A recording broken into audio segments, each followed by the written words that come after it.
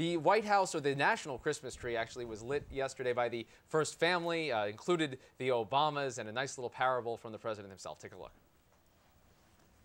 Okay. Thanks. Folks like you have gathered with presidents to light our national tree. Now, it hasn't always gone off without a hitch. On one occasion, 2 sheep left the safety of the nativity scene and wandered into rush hour traffic. That caused some commotion. 3, 2, 1.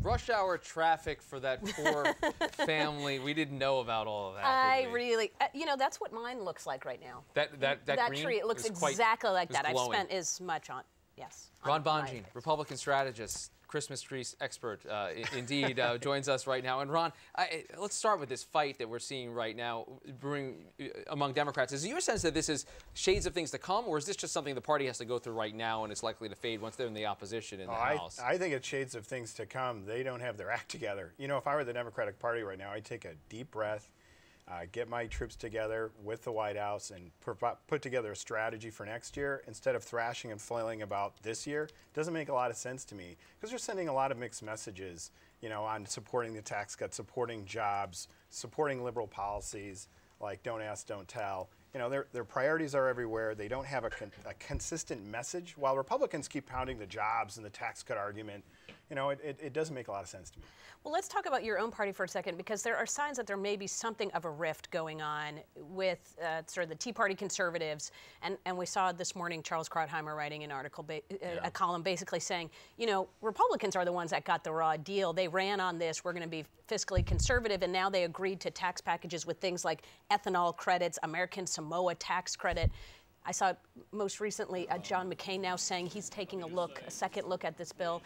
Are you worried that Republicans may start to get spooked by what they see as a Christmas tree-like atmosphere here in this bill? I like the Christmas tree reference. Yes. No, I think a deal always starts to fall apart before it comes together. It's very wise of Republicans to try to take off some of these extraneous items that are being put on, like a Christmas tree. Not smart to get it on there. They need to, if they can, get that out of the bill. But I do think that they'll come together with a bill on, you know, supporting tax cuts across the board, so we don't have tax increases next year. Because if it does fall apart, the Democrats, Obama knows that Republicans can pass a cleaner bill next year and claim victory immediately for their campaigns for 2012. What about Krautheimer's argument, though, that this is a stimulus that is going to help the economy and maybe rebound it before 2012? That President Obama, he may be losing the short-term game because of the rift within his party, but in the long term, we could be looking at a much different and empowered president as a result of this. Well, I'll tell you, it's so hard to predict the long term these days in the economy. I mean, it's been up and down for the last couple of years. I don't think we'd have any idea we'd be in the situation we were today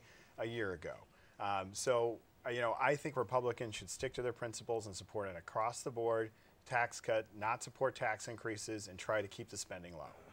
And what do you think, going forward, what is the relationship, do you think, going to be between McConnell, Boehner, and this White House? I mean, they seem now quite happy with the way that they've been treated. Do you think that this is going to continue, that we're going to see more outreach from the president, more one-on-one meetings with the leadership? I think it's fascinating. I think during the first few months of every Congress, you have lots of talk of bipartisanship, and you have lots of rhetoric like that. But if you look behind the scenes, below the surface, there's still a lot of partisan rancor, especially, you know, if you look at the Democratic ranks, what's happening on the tax cut. If I were President Obama, I would try to pick something big that they could agree on, like the Korea Free Trade Agreement, for instance, instead of hitting don't ask, don't tell, something that would support 70,000 jobs. You know, focus on the issue that matters and try to bring people together on it. And Ron, I have to ask you about this because Politico just broke a big story today that the actor whose name I'm even forgetting, who plays Mr. Belding, Mr. Belding, we all love from Saved by the Bell, actually will be in attendance at your party this weekend. Wow. Yes. We need to know, well, are we going to get a taste of this? Can we play a little bit of Mr. Belding's best? Do we have a couple seconds of that?